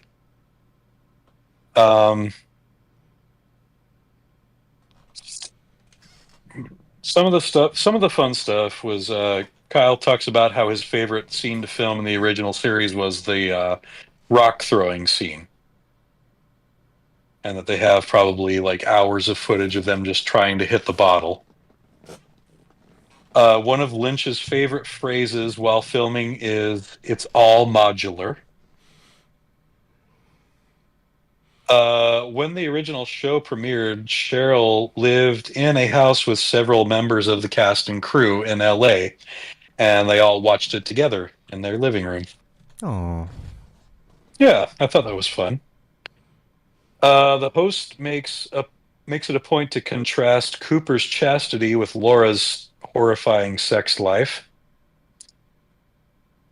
Blah blah blah blah blah. Oh, one of the few good questions that the interviewer asks in this, because most of the questions that the interviewer asks is, "How did he direct you in this scene?" Like that is 75% of his questions start with, "How did he? How did he? How did he?" But this one was a good question, and this is like, what were Mark Frost's main contributions to the production? Like, where did he stand out versus Lynch's vision? What did he do? Right? Yeah. Why should he be in the credits? And Kyle's what he said was that his main contribution was continuity, whereas Cheryl said that his take on family dynamics was what was important to the series.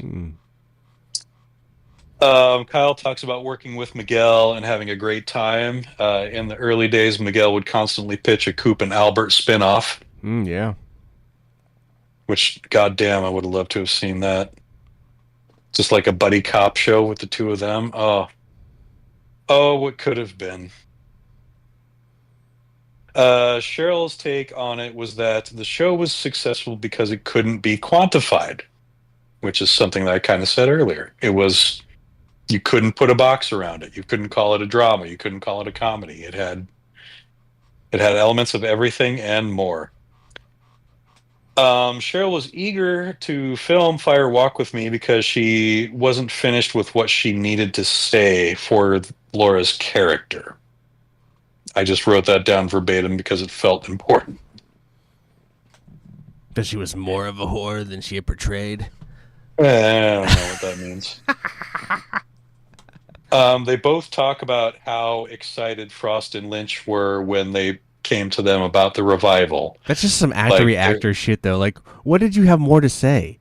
Like, it's so funny, especially in the return too. Then, well, even though it's not about that. Here's a fun part of the process: is Kyle talks about playing Dougie. He compares it to an improv exercise, which is called object discovery. Which is like, improv exercises, like grab this random object and act like you're seeing it for the first time. Sure. And that's basically like the way he's playing Dougie throughout the entire series. It's like, this is vaguely familiar to you, but you're not quite sure you remember how to use it. Right. So he talks about how one of the very basic actor tenets was, or, very basic actor exercise was something that he employed. So here was the main interesting thing I heard about this was the host directly asks Cheryl, "Who is Carrie Page?" And I wrote this down verbatim. That question is asked from a place of a certain logical mind of the way life is, which it might not be. Okay. So take that for what you will. She did imply that she understands Carrie better than the audience does. That Lynch told her things that do not appear on film to help with her characterization. But she does not reveal what those things are. We barely get to know her, though. The way they wrap this interview up is another good question and a sea of bad questions. What did Cooper or Laura teach you? And Kyle's response is that Cooper taught him the long-term value of a character and the responsibility of, the not outside responsibility outside of the project of maintaining like the image of that character, which is he says it's both a curse and a blessing. And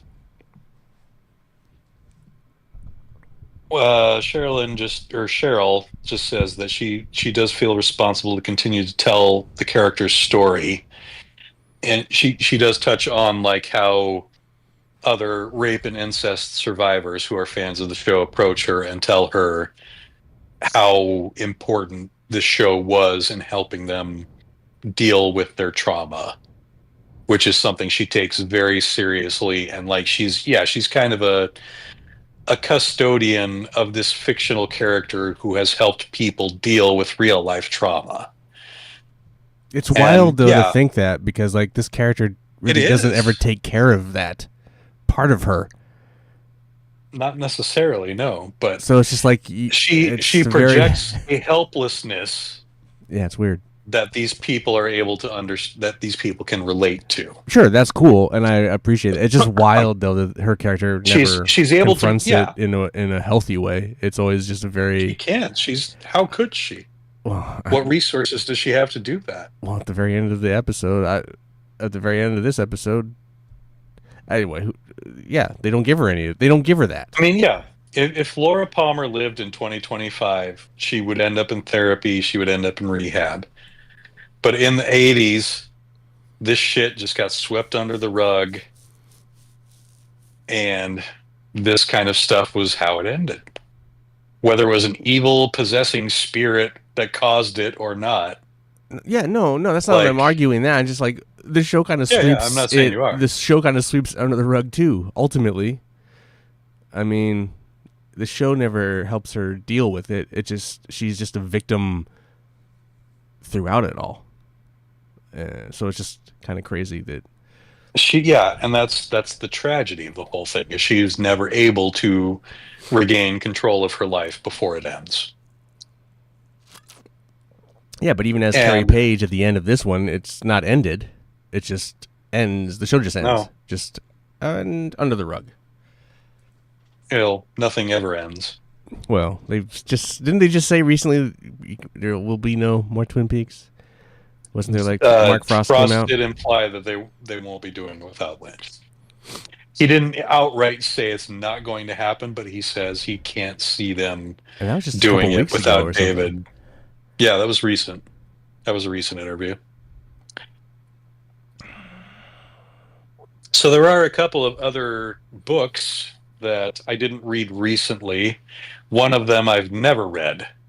There is the Secret Diary of Laura Palmer, and there is, I forget what the specific name of it is, but it's like Diane, the Tapes of Agent Cooper or something. It's essentially Cooper's autobiography.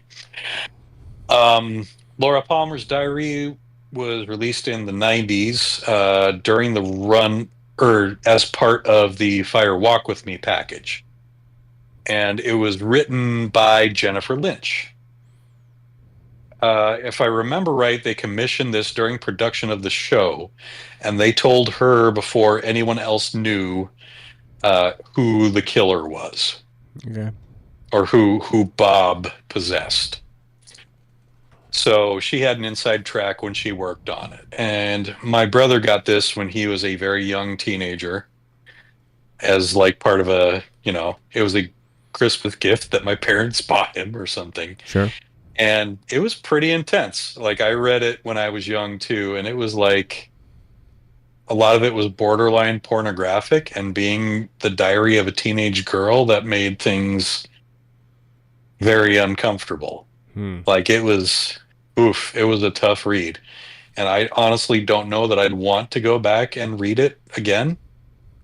It would just, because it really did feel like reading a diary. It felt like an invasion of someone's privacy. It felt like working through someone's mental state. And like, from an artistic standpoint, it's a pretty good expression of the character, but it's an uncomfortable one, and it's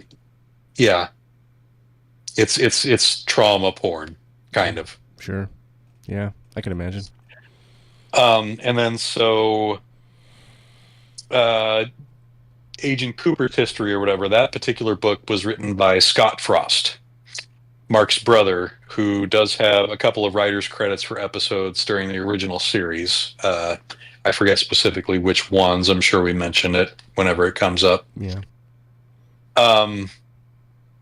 And I've never read this book. I've touched on the Cliff Notes once or twice. Not a lot of it sticks out at me, other than the fact that like Cooper's white knight syndrome stems from his relationship with his mother, which is all very Freudian, and like his mother being in constant suffering for one reason or another, and him just always wanting to help her however he could.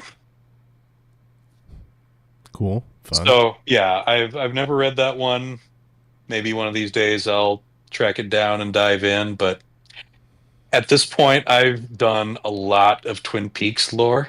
Is there a lot of fan fiction? And I'm sure there is. Oh, you've never looked into it? I don't search out fan fiction. It doesn't interest me. Cooper and Miguel, their hot love romance.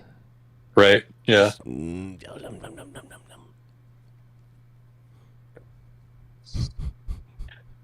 Albert digs his hands through Cooper's thick black hair. Yeah, he does. Yeah, he does. I bet they did it that first time they came up to Twin Peaks. I'm sure that stuff existed before the return. Yeah.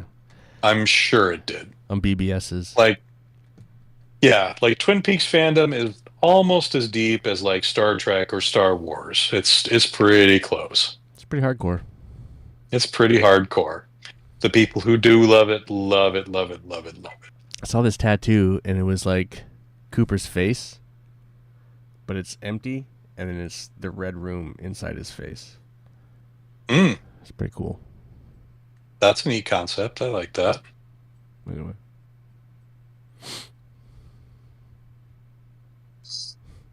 When is the next time you're going to watch all this stuff, bro? Oh, Jesus.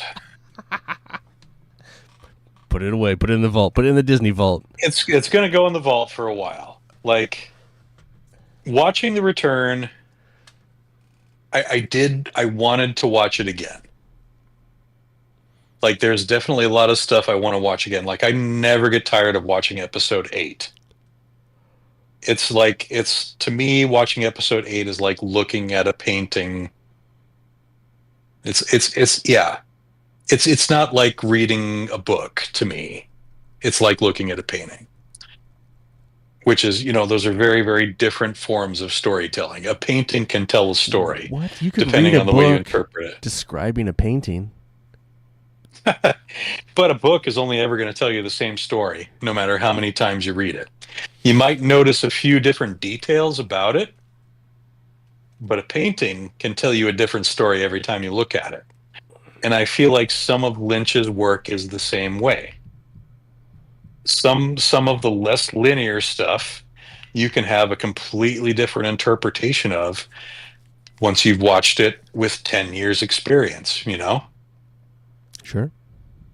And like, whereas a Stephen King novel, like the overall gist of it, the theme of it, that's not going to change no matter how old you get. You might see some of the details differently. Some of the details might be more meaningful for you. But it's not, the art itself is not going to change maybe that's what I see as unique about Lynch's work, is that you're never going to see it the same way twice. There's a lot of filmmakers like that. I Maybe mean, maybe there's a lot that's of a lot of Kubrick's films are like there are. that. Yes, There's I would absolutely agree with that. There's a lot So of maybe it's not what makes him unique necessarily. Maybe that's poor well, phrasing. music is But also a that's what I lot like like. that. We go back to music again. Yes. Music's a lot like that. Yes. But that's what I like about Twin Peaks, Hmm? is that you never interpret it the same way at each viewing. There is always something that's ambiguous enough where it could mean something different to you. And yeah, that's abstract storytelling versus concrete storytelling. This is why you need to play Death Stranding.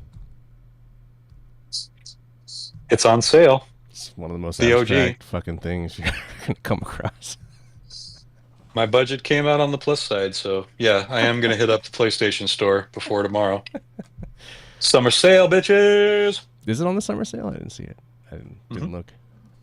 The director's cut of the OG version is. It's for, I want to say it's like 20 or 25, something cheap. I think so, yeah.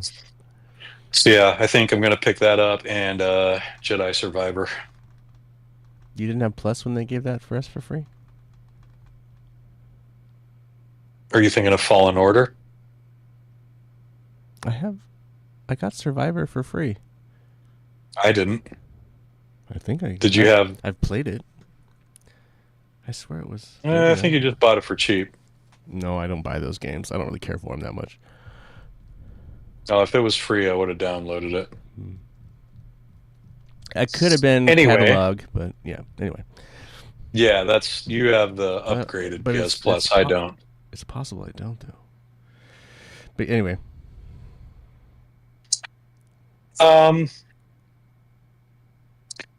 So yeah, I mean, I think it's probably time to present our Jerry Springer-esque final thoughts. No. I think we've reached that point. Well, okay. Here, is there anything else you wanted to ask me? Because every now and again, you have questions for me about my interpretations or my takes. So, what questions about Twin Peaks and Gabe together, or one or the other individually, have not been answered for you during this podcast? I want to know what your biggest letdown of Return was. My biggest letdown of Return was not getting Real Cooper back until there was like 2 hours left in the series. So, well, and people argue, and that kind of, really I mean, that's, yeah, that kind of, that and that ties together with him and Harry never having a reunion. Like never seeing Cooper and Harry together again, because that bromance was a huge part of the OG series. So that not being revisited was probably my single biggest letdown of Twin Peaks, The Return. But you like The Return more than the first season of Twin Peaks? Yes. And that's from the artistic presentation of it. Because it felt like a Lynch film instead of an ABC TV show. Okay. No, I don't really have any like questions of like where the story went or like what you thought of it. I don't know. I think I've asked my questions. I don't know if there's any. I don't know.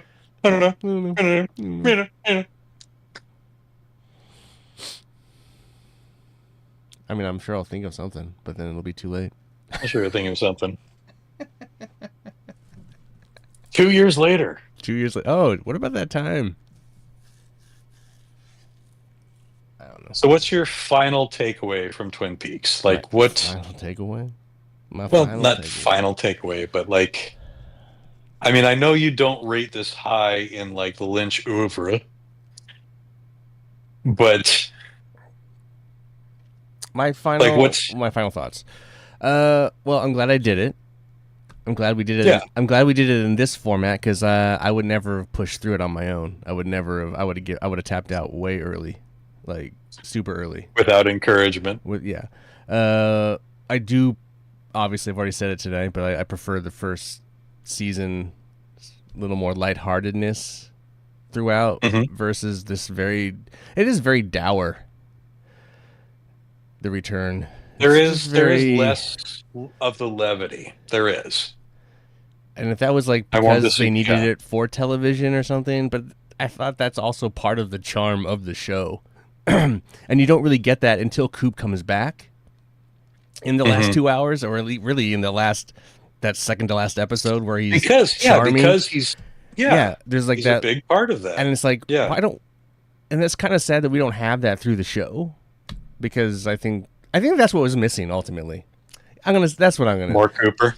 I agree with, like, you know, it's actually brought him back so late, but like just that levity of the weirdly charming part of the show that you're missing from that also had to have been a big part of why fans love the show. You know, the northern exposure factor. Yeah, that. That. In the 90s, those two drew a lot of comparisons for their quirkiness.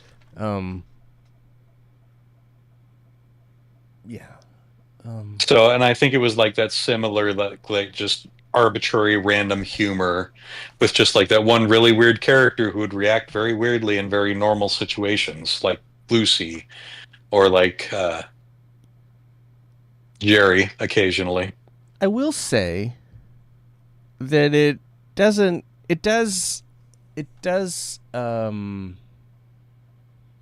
inspire the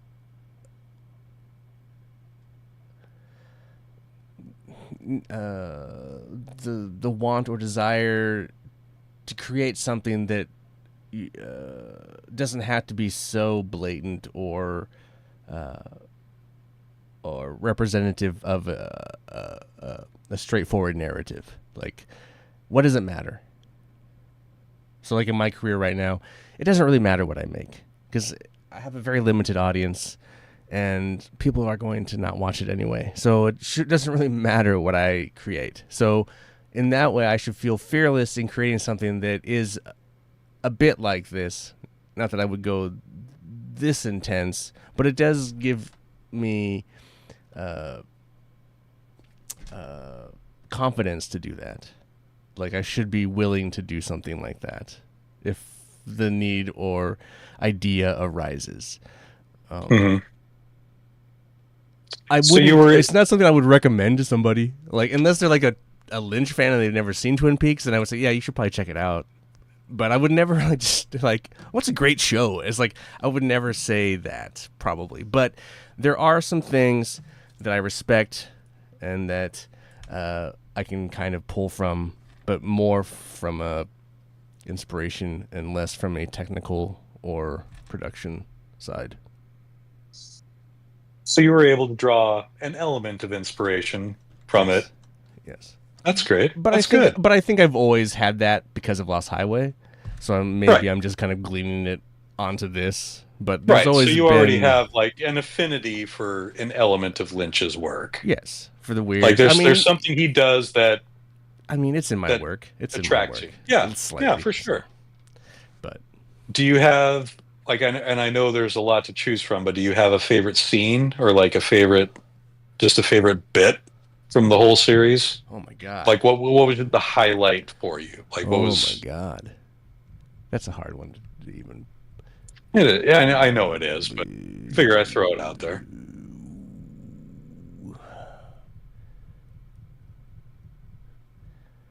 Man, that's an awful one. I don't know. Okay, that's fine. That's so hard. That's putting you on the spot. What am I even picking isolating from? One scene out of the whole series? Yeah.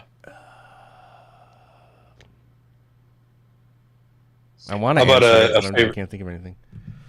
Okay. I mean, I might lean toward that the morgue scene with Albert,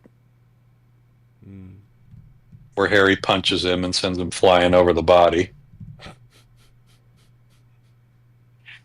Coincidentally, part of the backstage stuff revealed that that was the very first scene that Kyle and Cheryl had together. Oh, really? That's wild. Yeah. They filmed that before they filmed any of the Red Room stuff. Because they don't have any scenes together in the pilot at all. Right. So yeah, these two, I mean, again, yeah, this whole story revolves around two characters who never meet outside of a dream. Right. So I mean, if that's your starting point, like if that's your idea, if that's where your idea germinates, how do you tell a story from that tiny little seed? Right. I mean, he's very fearless. He's very fearless in his storytelling. Like, nothing is going to stop him. Like, he can. Oh, absolutely. He'll just create something that maybe is dumb. Maybe a lot of it is dumb, but he's just going to go for it. Like, he's very fearless, and I think that's what I'm taking. You know, I should be a bit more fearless. Like, what does it matter?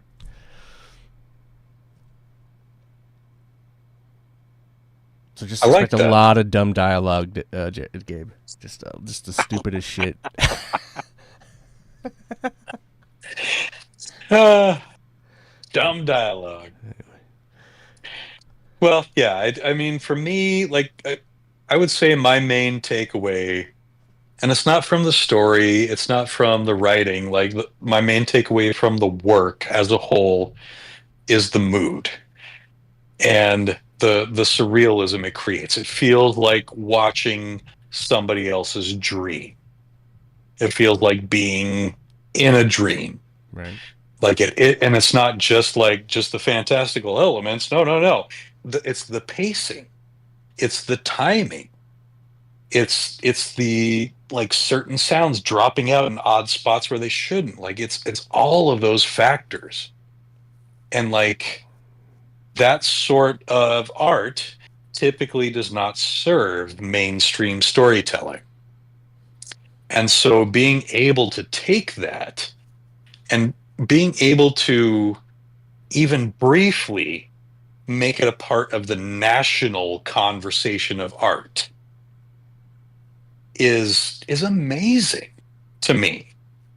Like to be able to take something this abstract and make it and use a popular medium to spread that idea. Like I mean, Twin Peaks. It didn't just inspire more movies or more TV. Like think about the weird abstract paintings that resulted from people's memories of this, or the music that came from the mood that people felt. Like this, it's not just the episodes. It's not just the scripts. It's this was something where the sum was truly greater, or the whole was greater than the sum of its parts. Right. Correct. And it's something that's expanded into the national consciousness on levels that most art isn't able to do. And that's just because of Lynch's lack of compromise and his overall weirdness and his, you know, and that's why I see it as important, is because it transcended mediums. And that's because it's not the medium that he focused on. It's what it made you feel. That's what he focused on. It's not like I want to make a good television show. It's like I want to make a television show that makes people feel like no other TV show makes them feel. And it's really hard to do that in this day and age. And it was probably hard to do it in the 90s too, given like the limitations of the people who were signing the checks. Well, that's the thing. Like you say, no compromise. I think he was always compromised. It's his ability to continue. The original series. Well, even this though. I mean, you talk about how he only had a limited number of days to shoot in the theater. Like he's always being compromised because he's always an indie-ish.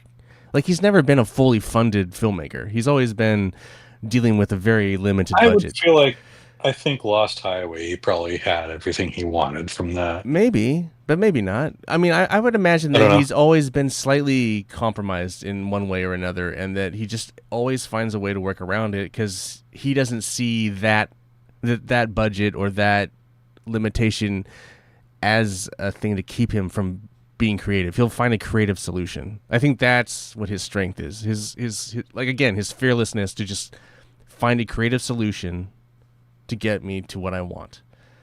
I think. Yeah. He'll always get to his vision. It might be compromised, but he'll always be creating. He won't cut it out because they won't give it to him. He'll find a way to get to it, even if it's a totally different, path or something. I think that's always made him kind of compromise in an uncompromising kind of way. I guess maybe is a way of putting it. I don't know, but. He gets to his ultimate goal, even if it wasn't the way. Yeah, because you would say I only had 2 days in the theater. I'm not going to be able to make it dreamy. Well, you made it dreamy. You turn it black and white, and it looks totally dreamy. It's like he's just being himself. He's just being he's being artist, cantankerous artist. He just has to be creative. That's all it is. And if that was literally the issue, and he was not creative, then you would have seen it. Yeah. So. Yeah. I think, but that's filmmaking. You're always being thrown shit. You're not. It's like that's just part of it. So yeah, I think, in a nutshell, the thing that you and I can agree on, what makes the element that does make Twin Peaks good, is its fearlessness. Sure, I will give you that one. It is not unapologetic and unafraid to. Just leave those red curtains closed. We're not going to show you anything. You're not going to see our hand. You're not going to see the plot. You're not going to see any of that.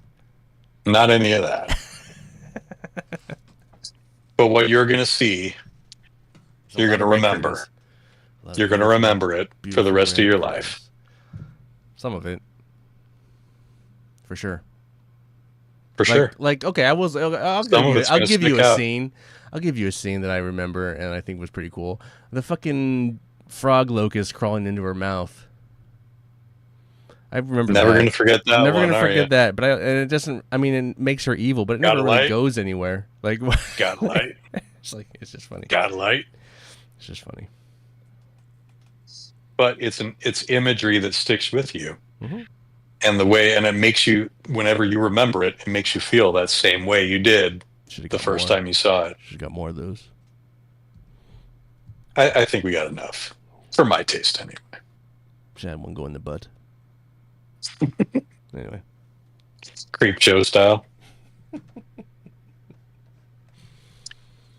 Well, anyway, I think that is a good way to put a pin in it. I think we can agree that it was fearless and that it was uncompromising and that it was different.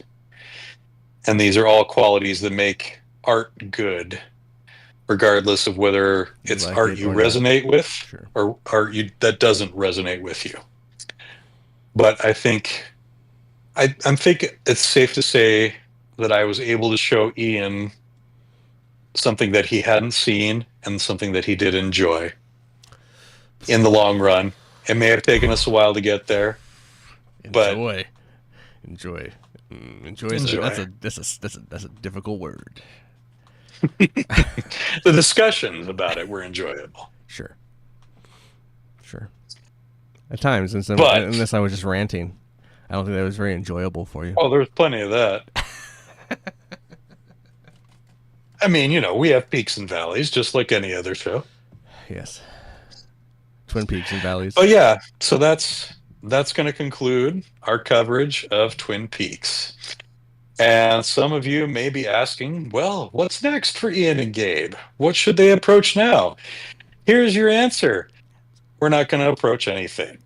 Go back and rewatch and listen to this podcast over and over again. For those of you who are paying attention, Ian over here has been at the podcast game for a very, very long time. And he's getting ready to hang up his cans, as it were.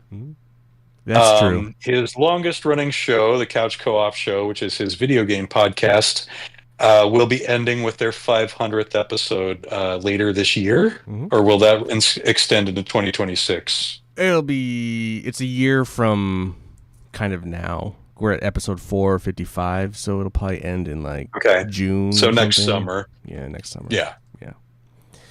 So his podcasting career in general has an expiration date. Mine was tremendously difficult to begin, just to start with. I think we've touched on this before, but I think we first pitched this idea 6 or 7 years ago. Yeah. Before COVID. Yeah. Before it would have been easy to do it remotely. Before Discord was a thing. It was like right after The Return, basically. You basically wanted me. It's right after you watched The Return. Yeah. Yeah, it wasn't too long after that. So, 2018, 2019 was when we would have first started discussing it. So, I mean, had I jumped on this a while ago, maybe we'd be doing another series. Maybe. And, we're both of the type to never say never. I'll give a big fat maybe. There is just there's a lot of other things I want to put my energy towards right now, and I need to get out of doing these type of things. I put myself into a lot of this situation, and I just need to like reel myself away from it. And from my own standpoint, this was a lot more work than I anticipated it to be.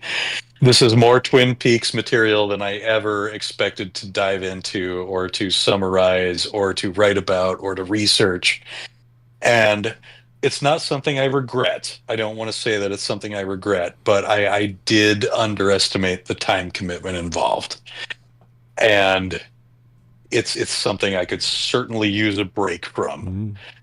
So should we come back in the future, it's going to take us a minute to find our passion for it.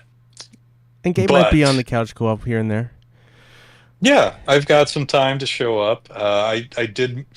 Sundays are a tough time for me to record, but I really should be. Football season, work night. But I'm gonna be. Tonight's a work night. Continuing to try and look out. Yeah, I know. Excuses. I know. That's another reason why we're not doing this podcast. I am prepping a movie, so I'm in the middle of producing. Helping with Monty on his movie right now, his other movie, and then I am prepping a movie right now. So there is a lot of other things that I just would rather be doing. I love doing this. I love talking. I also don't really want to do it on a work night. It's hard to do it during the week. It is. It really is. So people like us who have actual jobs, who don't have limitless time to record content, it's tough for us to work it out. So that's a big part of the reason why we're not going to immediately jump into another podcast project. But this is cool too, because it makes this one self-contained, because it's blank as a fart, Twin Peaks. So if we do ever come back in a year or two or whatever, it'll be a totally new branded thing for that thing. This is like a self-contained piece of our own art, or not art, but like, critiquing and talking about Twin Peaks. So it's like a kind of a cool like thing that you can listen to in partnership with, or Right. And I'm sure it'll do a great job training several AI chat bots in the next 20 years or so, because it's not like we can copyright any of this material. Or it just has our voice, and then like when my voice will be live on in infamy. My voice is so out there forever. Like they have all versions. Oh yeah. They have Mad Ian, they have Drunk Ian, they have Funny Ian, they have Blackout Ian. Like all across all my podcasts. There are so many digital echoes of us out there.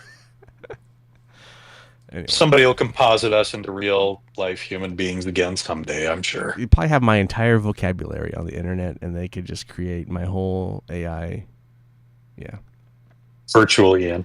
It's probably not good. It's too late to worry about that, though, isn't it? Yeah. So on that note, We're going to take one last minute to say, first of all, thank you to friend of the show, Domer, who provides our theme music. The name of that song is Big Ol' Dead, and that's from the self-titled album Domer. You can find that on iTunes, Spotify, and YouTube, pretty much wherever you listen to music digitally. There's also the occasional physical copy on sale from Discogs, I believe, if you want to go that far. Oh, wow.